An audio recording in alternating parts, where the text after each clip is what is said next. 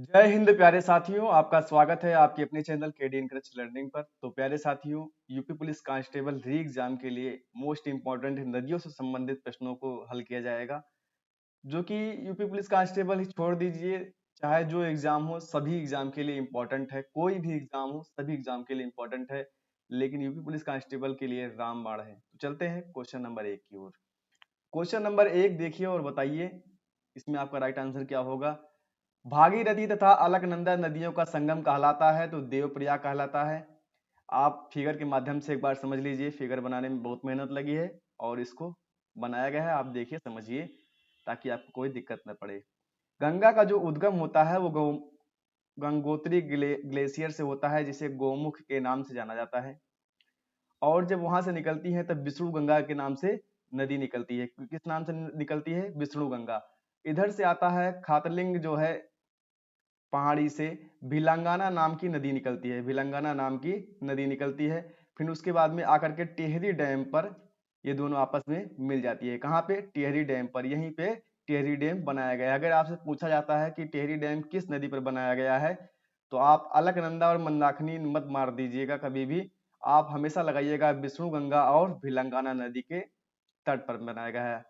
फिर उसके बाद में इसका नाम क्या पड़ जाता है? भागीरथी नाम पड़ जाता है। इसका नाम क्या पड़ जाता है? भागीरथी। भागीरथी के नाम से बहने लगती है। फिर उसके बाद में इधर देख लीजिए, संतोपंथ ग्लेशियर से जो है बद्रीनाथ के पास से विष्णु गंगा नामक नदी निकलती है। विष्णु गंगा नामक नदी निकलती है। और इधर से धौली गंगा नामक नदी जो है वो कामेत पर्वत से निकलती है। कामेत पर्वत से धौली गंगा नामक नदी निकलती है। आकर के विष्णुप्रयाग में ये मिल जाती हैं। फिर उसके बाद में आगे बहने लगती हैं। इधर से नंदा देवी से नंदाकिनी नामक नदी निकलती है। आप गंगा तंत्र बहुत प्यार से समझ लीजिए। नंदाकिनी नामक नदी निकलती है। फिर आकर के यहाँ नंद प्रयाग में, इसको नंद प्रयाग कहते हैं, यहाँ नंद प्रयाग में जगह नहीं थी इसलिए नहीं लिखे, नंद प्रयाग में मिल जाती हैं। कौन कौन सी नदी? तो अलकनंदा, अलकनंदा और कौन सी? नंदाकिनी।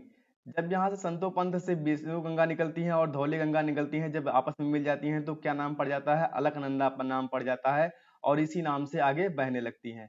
फिर उसके बाद में जब नंदाकिनी नदी मिल जाती है आकर के इसमें, तो नंद प्रयाग में मिलती हैं, तो इसका नाम क्या पड़ जाता है? अलकनंदा ही नाम पड़ता है, क्योंकि जो बड़ी नदी होती है छोटी नदी को समाहित कर लेती है अपने अंदर। फिर उसके बाद में पिंडारी नदी, जिसे पिंडर नदी भी कहते हैं, जो कि कर्ण गंगा के नाम से भी जाना जाता है, ये आकर के कर्ण प्रयाग में मिलती है। और कौन सी नदी से? मंदाकिनी से। मंदाकिनी से आकर के मिलती है। फिर उसके बाद में ये बड़ी नदी हो गई ना, ये अलकनंदा के नाम से आकर के भागीरथी और अलकनंदा, इधर से भागीरथी आ रही है और इधर से आ रही है अलकनंदा, दोनों आकर के जब देव प्रयाग में मिलती हैं तो इसका नाम क्या पड़ जाता है? गंगा पड़ जाता है। एक बार फिर से समझ लीजिए और अपने कॉपी में एक बार बना लेंगे तो आपको कभी भूलेगा नहीं और कभी भी आप कंफ्यूज मत होइएगा। गोमुख से निकलती है, गंगोत्री ग्लेशियर से निकलती है, जिसे गंगोत्री ग्लेशियर भी कहते हैं। वहां से कौन सी नदी निकलती है? तो भिलंगाना। एक बार हम कलर बदल लेते हैं। गंगोत्री से यानी गौमुख से कौन सी नदी निकलती है? गौमुख से निकलती है विष्णु गंगा नाम की नदी निकलती है। फिर उसके बाद में खातलिंग से निकलती है भिलंगाना नदी के पास, भिलंगाना नदी निकलती है, जो कि आ करके टेहरी डैम के पास में जो है आपस में मिल जाती है। तो किस नाम से बहने लगती हैं? फिर उसके बाद में इसका नाम पड़ जाता है भागीरथी। एक बार लिख देते हैं भागीरथी, आप भी लिख दीजिएगा। भागीरथी के नाम से बहने लगती है। फिर उसके बाद में चौराबाड़ी से जो है मंदाकिनी नदी निकलती है, जो कि अगर आपसे पूछा जाएगा बद्रीनाथ जो है किस नदी, सॉरी केदारनाथ जो है ये किस नदी के तट पर बसा हुआ है, तो ये बसा हुआ है मंदाकिनी नदी के तट पर। इसको भी आप ध्यान रखिएगा। चौराबाड़ी से मंदाकिनी नदी निकलती है। फिर उसके बाद में इधर देख लीजिए, संतोपंत ग्लेशियर से जो है, जो कि बद्रीनाथ के पास से विष्णु गंगा नामक नदी निकलती है। कौन सी नदी निकलती है? विष्णु गंगा नामक नदी निकलती है। और इधर से कामेत पर्वत से धौली गंगा नामक नदी निकलती है। जब विष्णु गंगा और धौली गंगा आपस में मिल जाती हैं तो इसका नाम हो जाता है अलकनंदा नदी। और ये कहाँ पे मिलती हैं? तो ये मिलती हैं विष्णु प्रयाग में। इसका नाम क्या है? विष्णु प्रयाग। आप लिख लीजिए कॉपी में, इसका नाम क्या है? विष्णु प्रयाग। विष्णु प्रयाग में जो है विष्णु गंगा और कामेत पर्वत से निकलने वाली धौली गंगा नामक नदी में आकर के मिलती है, तब क्या पड़ जाता है इसका नाम? अलकनंदा नाम इसका पड़ जाता है। अलकनंदा के नाम से आगे बहने लगती है।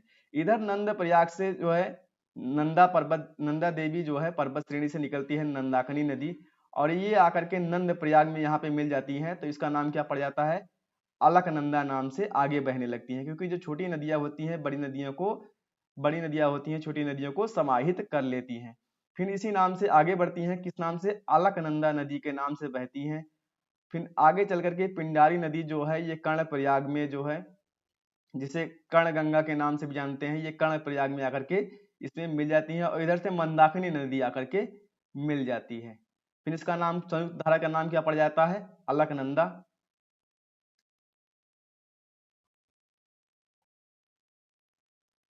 अलकनंदा। अलकनंदा और भागीरथी जब आपस में मिलती हैं तो कहाँ पे मिलती हैं? देवप्रयाग में मिलती हैं, और इसका नाम क्या पड़ जाता है आगे चल करके? गंगा नदी पड़ जाता है। गंगा के नाम से जो है हरिद्वार के मैदानी भाग में प्रवेश करती हैं। और फिर उसके बाद में अगर एक बार देखा जाए तो पश्चिम बंगाल तक इसका नाम पड़ जाएगा भागीरथी।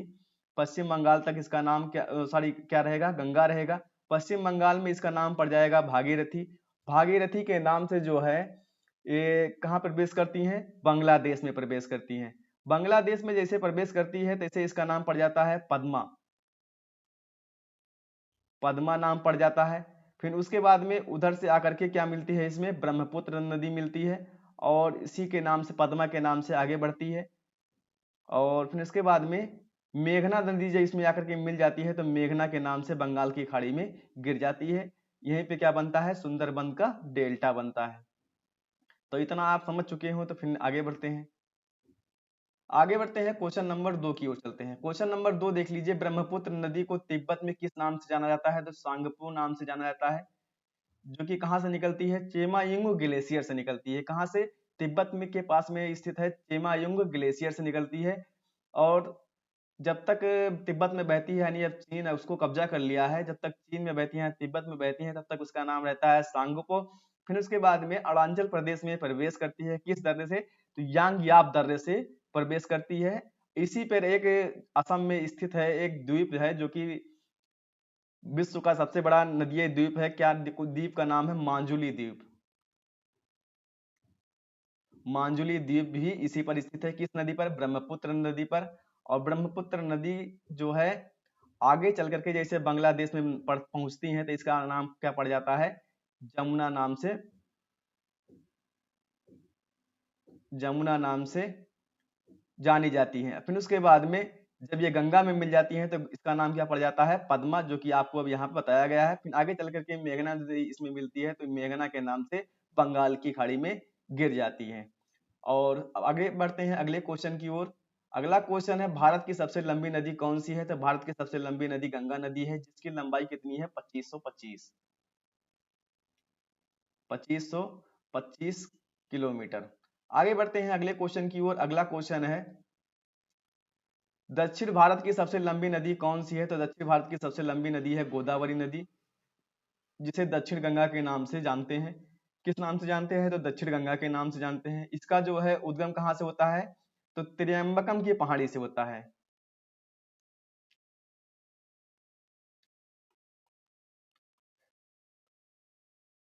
त्रियंबकम की पहाड़ी से होता है, नासिक से इसका उद्गम होता है। और जाकर के यह कहाँ पे मिलती है, कहाँ पे गिरती है? तो ये गिरती है बे ऑफ बंगाल में, यानी बंगाल की खाड़ी में गिरती है, जो कि दक्षिण भारत की सबसे बड़ी नदी है। प्रायद्वीपीय भारत की सबसे लंबी नदी है। ये भी आपसे क्वेश्चन ऐसे भी घुमा के पूछ लिया जाता है। आगे बढ़ते हैं अगले क्वेश्चन की ओर।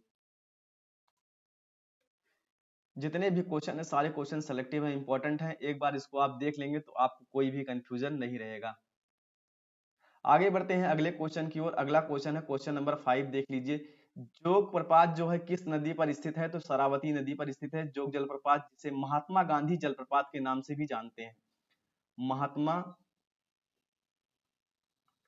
महात्मा गांधी जलप्रपात के नाम से भी जानते हैं, जिसे गोरसप्पा जलप्रपात के नाम से भी जानते हैं। गोरसप्पा जलप्रपात के नाम से भी जानते हैं। और एक बात और जान लीजिए, जल भंडारण में जो है जल भंडारण क्षमता में सबसे जो बड़ा जलप्रपात कौन सा है, तो वो है जोग जलप्रपात। अगर आपसे पूछा जाएगा सबसे ऊंचा जलप्रपात कौन सा है, सबसे ऊंचाई से गिरने वाला जलप्रपात कौन सा है, तो आपको राइट आंसर हो जाएगा उसमें कुंचिकल जलप्रपात। कुंचिकल, कुंचिकल जलप्रपात सबसे ऊंचाई से गिरने वाला जो जलप्रपात है वो क्या है, कुंचिकल जलप्रपात। और जल भंडारण की क्षमता में सबसे बड़ा जलप्रपात आपका कौन सा हो जाएगा, तो हो जाएगा जोग जलप्रपात। इसको आप याद रखिएगा। आगे बढ़ते हैं अगले क्वेश्चन की ओर। ब्रह्मपुत्र नदी भारत में किस दर्रे से प्रवेश करती है, तो अभी आपको बताया ही गया है, यांगयाब दर्रे से प्रवेश करती है। कहाँ पे, अरुणाचल प्रदेश में। अरुणाचल प्रदेश में प्रवेश करती है किस दर्रे से, यांगयाब दर्रे से। जब अरुणाचल प्रदेश से पहुंचती है तो यहाँ पे क्या नाम पड़ जाता है, दिहांग के नाम से प्रवेश करती है। दिहांग के नाम से अरुणाचल प्रदेश में दिहांग नाम रहता है। फिर उसके बाद में जैसे असम में पहुंचती है तैसे इसका नाम ब्रह्मपुत्र पड़ जाता है। इसको भी आप याद रखिएगा। और इसी नदी की जो है एक नदी आकर के मिलती है, इसी नदी में जब पहुंचती है अरुणाचल प्रदेश में, तो इसमें आकर के एक नदी मिलती है। कौन सी नदी मिलती है, लोहित नदी मिलती है। लोहित नदी मिलती है। लोहित नदी जब इसमें मिल जाती है तब इस पे एक नदी पुल बना है इसी लोहित नदी पर। कौन सा है, सरदार सरोवर सॉरी भूपेंद्र हजारिका बांध जो है इसी पे बनाया गया है। कौन सा, भूपेंद्र हजारिका नदी पुल, जो कि भारत का सबसे लंबा पुल है। इसको भी आप, भारत का सबसे लंबा नदी पुल है, इसको भी आप याद रखिएगा। आगे बढ़ते हैं अगले क्वेश्चन की ओर, क्वेश्चन नंबर 7 की ओर। भारत नेपाल के मध्य सीमा कौन सी नदी बनाती है, तो काली नदी बनाती है। आपका राइट आंसर क्या हो जाएगा, काली नदी, जो कि इस समय विवादों में भी है। आगे बढ़ते हैं अगले क्वेश्चन की ओर। क्षिप्रा नदी जो है, इसका नाम क्षिप्रा है। क्षिप्रा नदी किसकी सहायक नदी है, तो चंबल की सहायक नदी है। एक क्वेश्चन आपका वेरी इंपॉर्टेंट है, वो पूछा जाता है, उज्जैन जो है वो किस नदी के तट पर बसा हुआ है, तो ये बसा हुआ है क्षिप्रा नदी के तट पर। क्षिप्रा नदी के तट पर कौन सा शहर बसा हुआ है, उज्जैन शहर बसा हुआ है। इसको भी आप याद रखिएगा, कभी भूलिएगा मत, क्योंकि ये एग्जाम में पूछा जाता है प्रश्न। आगे बढ़ते हैं अगले क्वेश्चन की ओर, क्वेश्चन नंबर 9 की ओर। क्वेश्चन नंबर 9 है, कृष्णा नदी का उद्गम कहाँ से होता है, तो कृष्णा नदी का उद्गम होता है महाबलेश्वर की पहाड़ी से। कहाँ से, महाराष्ट्र से। कहां से, महाराष्ट्र से होता है इसका उद्गम, महाबलेश्वर की पहाड़ी से। और ये कहां पे अपना जल गिराती है, तो ये गिराती है बे ऑफ बंगाल में, जो कि राजमुंदरी के पास से गिराती है। आगे बढ़ते हैं अगले क्वेश्चन की ओर। अमरकंटक पठार से कौन सी नदी निकलती है, तो नर्मदा नदी निकलती है। नर्मदा नदी कहां से निकलती है, तो अमरकंटक की पठार से निकलती है, जो कि पश्चिम में बहने वाली, पश्चिम में बहने वाली जो है, पूरब से पश्चिम में बहने वाली नदी है। आपसे पूछ लिया जाता है कि पूरब से पश्चिम में बहने वाली नदी कौन सी है, तो वो है नर्मदा नदी। और एक नदी और आपका और हो जाएगा, वो है ताप्ती नदी। ताप्ती नदी और नर्मदा नदी जो है ये पूरब से पश्चिम की ओर बहती है। और एक नदी और मान लीजिए कभी पूछा जाता है, तो क्या है, लूनी नदी। लूनी नदी भी पूरब से जो है पश्चिम की तरफ बहती है। नर्मदा, ताप्ती और लूनी नदी। लूनी नदी जो है आपसे भी पूछा जाएगा कि स्थल से निकल करके स्थल में ही खत्म होने वाली नदी, मतलब स्थल में ही लुप्त होने वाली नदी कौन सी है, तो वो है लूनी नदी। इसको भी आप याद रखिएगा। कंटेंट तो बहुत ज्यादा हम दे रहे हैं, इन सभी कंटेंटों को केवल आप कवर करिए बस। आगे बढ़ते हैं अगले क्वेश्चन की ओर, क्वेश्चन नंबर 11 की ओर। एक बार नहीं, दो बार नहीं, तीन बार नहीं, 4 बार देखिए आप वीडियो घुमा घुमा करके। आपको हम गारंटी के साथ कहते हैं कि आपका कोई भी क्वेश्चन ऐसा नहीं होगा जो फंस जाए, मतलब आपको नहीं आता रहेगा एग्जाम में। चलते हैं अगले क्वेश्चन की ओर। कपिल धारा जलप्रपात किस नदी पर स्थित है, तो ये नर्मदा नदी पर स्थित है, जो कि मोस्ट इंपोर्टेंट, कई बार एग्जाम में पूछा गया है। कपिल धारा जलप्रपात किस नदी पर स्थित है, तो ये नर्मदा नदी पर स्थित है, जो कि पूरब से पश्चिम की बहने वाली नदी में से एक है। आगे बढ़ते हैं अगले क्वेश्चन की ओर, क्वेश्चन नंबर 12 की ओर चलते हैं। दूध सागर जलप्रपात किस नदी पर स्थित है, तो ये मांडवी नदी पर स्थित है। दूध सागर जलप्रपात, मांडवी नदी जो है कहाँ पे बहती है, तो ये बहती है गोवा में, गोवा में बहती है मांडवी नदी। और एक बात और आपसे पूछ लिया जाता है, गोवा, गोवा का, चाहे की रख दीजिए, रीढ़ कौन सी नदी है? तो वो है मांडवी नदी। गोवा की रीढ़ कौन सी नदी है? तो वो भी मांडवी नदी है। ये भी आपसे एग्जाम में पूछ लिया जाता है। अब बताइए कि दूध सागर जलप्रपात किस नदी पर स्थित है? तो मांडवी नदी पर स्थित है। आप सबका कंफर्म हो गया होगा। आगे बढ़ते हैं अगले क्वेश्चन की ओर। अगला क्वेश्चन है, भारत का सर्वाधिक ऊंचा झरना कौन सा है? तो वो है कुंचिकल।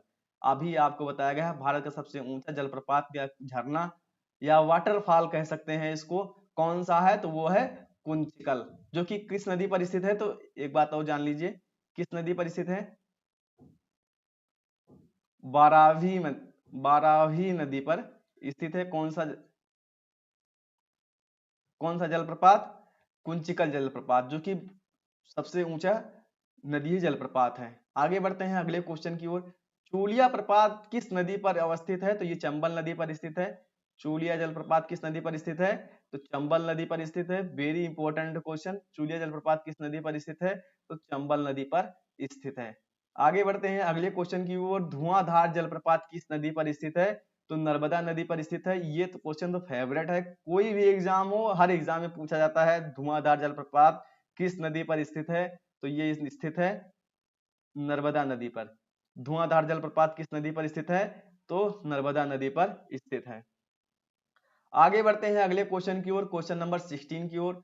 शिव समुद्रम जलप्रपात किस नदी पर स्थित है? तो शिव समुद्रम जलप्रपात कावेरी नदी पर स्थित है। आपका राइट आंसर क्या हो जाएगा? कावेरी नदी। शिव समुद्रम जलप्रपात जो है कावेरी नदी पर स्थित है। आगे बढ़ते हैं अगले क्वेश्चन की ओर। बद्रीनाथ किस नदी के तट पर बसा हुआ शहर है? तो ये अलकनंदा नदी के तट पर बसा हुआ शहर है बद्रीनाथ, अलकनंदा। और केदारनाथ अभी आपको बताया गया था, कमेंट बॉक्स में अवश्य ही कमेंट करिएगा केदारनाथ किस नदी के तट पर बसा हुआ है। अभी शुरुआत में ही आपको बताया गया है बद्रीनाथ किस नदी के तट पर बसा हुआ है, तो अलकनंदा के तट पर बसा हुआ है। लेकिन और केदारनाथ जो है किस नदी के तट पर बसा हुआ है, इसको भी आप बताइएगा। विष्णु प्रयाग की विष्णु गंगा नदी जो कि आगे चल करके अलकनंदा ही बनती है, इसको भी आप ध्यान में रखिएगा। आगे बढ़ते हैं अगले क्वेश्चन की ओर, क्वेश्चन नंबर 18 की ओर। बंगाल की शोक दामोदर किसकी सहायक नदी है? ये आपसे एग्जाम में पूछा जाता है प्रश्न। तो ये हुगली की सहायक नदी है, जो कि कहां से निकलती है दामोदर नदी? तो छोटा नागपुर के पठार से निकलती है। छोटा नागपुर के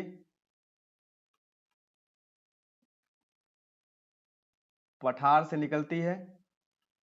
और एक बात और जान लीजिए, सबसे दूषित नदी कौन सी है? तो ये दामोदर नदी है, भारत की सबसे दूषित नदी दामोदर नदी। और दामोदर नदी में जो है कोयले की मात्रा अधिक पाई जाती है, इसीलिए दूषित रहती है। हुगली नदी जो है ये गंगा की एक वितरिका नदी है। जैसे मान लीजिए गंगा ऐसे जा रहा है और ऐसे आकर के एक शाखा टूट जाएगा, टूट के आकर के फिर से इसी में मिल जाएगा, इसी को क्या कहते हैं? वितरिका, जो कि क्या है? गंगा की एक सहायक नदी, मान लीजिए सहायक क्या, उसी में से टूटी हुई नदी है, वितरिका नदी है हुगली। आगे बढ़ते हैं। अगर आपसे पूछा जाएगा कि कलकत्ता जो है किस नदी के तट पर बसा हुआ है, तो हुगली नदी के तट पर बसा हुआ है, इसको भी आप याद रखिएगा। आगे बढ़ते हैं अगले क्वेश्चन की ओर। अगला क्वेश्चन है, अलकनंदा का उद्गम कहाँ से होता है? तो संतोपंत ग्लेशियर से होता है। आपका राइट आंसर क्या हो जाएगा? संतोपंत ग्लेशियर से होता है। आगे बढ़ते हैं अगले क्वेश्चन की ओर। ब्रह्मपुत्र नदी का उद्गम कहाँ से होता है? तो अभी आपको बताया ही गया है, चेमायुंग ग्लेशियर से होता है ब्रह्मपुत्र नदी का उद्गम। क्वेश्चन नंबर 22 है, विश्व की सबसे विश्वासघाती नदी कौन सी है? तो ये है आपकी हुगली नदी। आगे बढ़ते हैं अगले क्वेश्चन की ओर, क्वेश्चन नंबर 23 की ओर। सिंधु नदी का उद्गम कहाँ से होता है? तो मानसरोवर झील से होता है। अगर आपसे पूछ लिया जाएगा कि बंगाल की शोक कौन सी नदी है, तो दामोदर नदी। अगर आपका पूछ लिया जाएगा बिहार की शोक कौन सी है, तो वो है, सॉरी, बिहार का शोक कौन सी नदी है? तो वो है कोसी नदी। बंगाल का शोक जो है कौन सी नदी है? तो वो है दामोदर नदी। बिहार का शोक कौन सी है? तो कोसी नदी है। जो कि अपना मार्ग बदलती रहती है। अगर पूछ लिया जाएगा विश्व की सबसे विश्वासघाती नदी कौन सी है, तो वो है हुगली नदी। आगे बढ़ते हैं अगले क्वेश्चन की ओर, क्वेश्चन नंबर 24 की ओर। सतलुज नदी का उद्गम कहाँ से होता है, तो राकस ताल से होता है।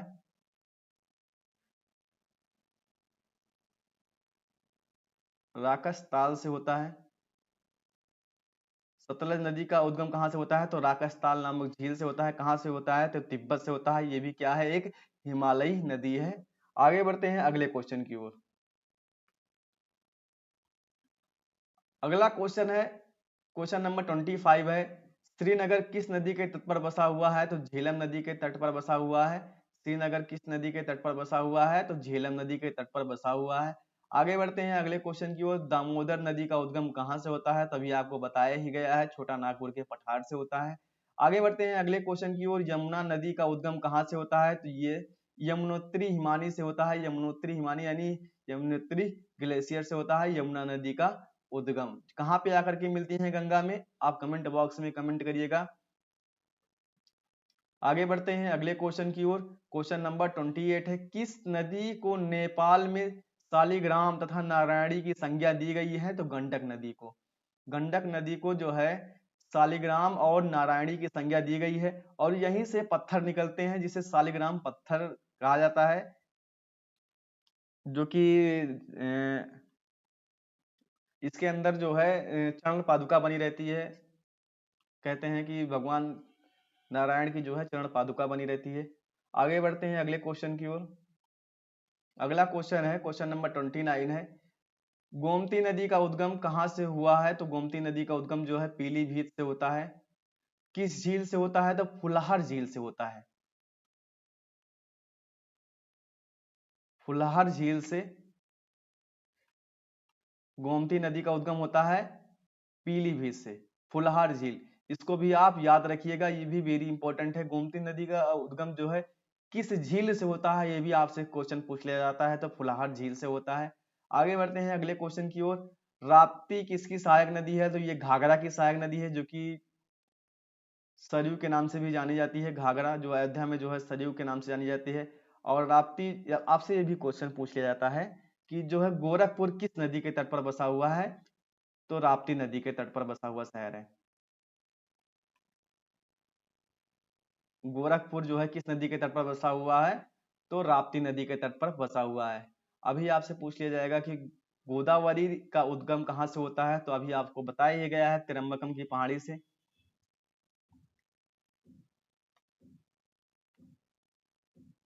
त्रिम्बकम की पहाड़ी से होता है। कहाँ से होता है, महाराष्ट्र। आगे बढ़ते हैं अगले क्वेश्चन की ओर। अगला क्वेश्चन है क्वेश्चन नंबर 32। एक बार देखिए। दक्षिण भारत की गंगा किसे कहा जाता है, तो गोदावरी को कहा जाता है, दक्षिण भारत की गंगा। और दक्षिण की गंगा किसे कहा जाता है, तो कावेरी नदी को कहा जाता है। दक्षिण भारत की गंगा अगर आपसे पूछ लिया जाएगा तो गोदावरी होगा। अगर पूछ लिया जाएगा दक्षिण की गंगा कौन सी नदी है, तो वो है कावेरी नदी। इसमें आप कंफ्यूज मत होइएगा, पता नहीं क्यों ऐसा क्वेश्चन बना दिए हैं, लेकिन इसको आप ध्यान में रखिएगा। दक्षिण गंगा गोदावरी नदी, दक्षिण भारत की गंगा कावेरी नदी। आगे बढ़ते हैं अगले क्वेश्चन की ओर, क्वेश्चन नंबर 34 की ओर। कावेरी नदी का उद्गम कहाँ से होता है, तो कर्नाटक से होता है। जो कि कहाँ से होता है, तो ब्रह्मगिरी की पहाड़ी से।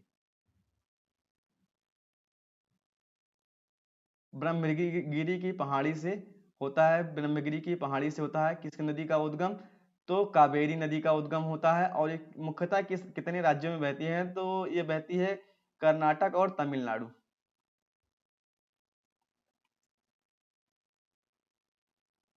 फिर उसके आगे जाकर के बे ऑफ बंगाल में गिर जाती है। आगे बढ़ते हैं अगले क्वेश्चन की ओर। मदुरई किस नदी के तट पर बसा हुआ शहर है, तो वैगई नदी के तट पर बसा हुआ शहर है। कौन सी, मदुरई। जो कि आप इंपॉर्टेंट लगा लीजिए, वेरी इंपॉर्टेंट लगा लीजिए, तभी भी कोई दिक्कत नहीं है। स्टार मार्क कर लीजिए, चाहे जितना स्टार मार्क करिए, क्योंकि ये वेरी इंपॉर्टेंट है। कई बार एग्जाम में ये तो फेवरेट क्वेश्चन है हर एग्जाम का। आगे बढ़ते हैं अगले क्वेश्चन की ओर। अगला क्वेश्चन है क्वेश्चन नंबर 36। ताप्ती नदी का उद्गम कहाँ से होता है, तो सतपुड़ा रंज से होता है, सतपुड़ा की पहाड़ी से होता है। अगर आपसे पूछ लिया जाएगा सूरत किस नदी के तट पर बसा हुआ है, तो आपका राइट आंसर हो जाएगा ताप्ती नदी के तट पर बसा हुआ शहर कौन सा है, सूरत है। आगे बढ़ते हैं अगले क्वेश्चन की ओर, क्वेश्चन नंबर 37। अहमदाबाद किस नदी के तट पर बसा हुआ है, तो साबरमती तट के तट पर बसा हुआ है। अहमदाबाद जो है वो किस नदी के तट पर बसा हुआ है, तो साबरमती नदी के तट पर बसा हुआ शहर है। आगे बढ़ते हैं अगले क्वेश्चन की ओर, क्वेश्चन नंबर 38 है, पेरियार नदी का उद्गम कहाँ से होता है, तो अन्नामलाई से होता है, जो कि केरल राज्य में पड़ता है, अन्नामलाई की पहाड़ियां से।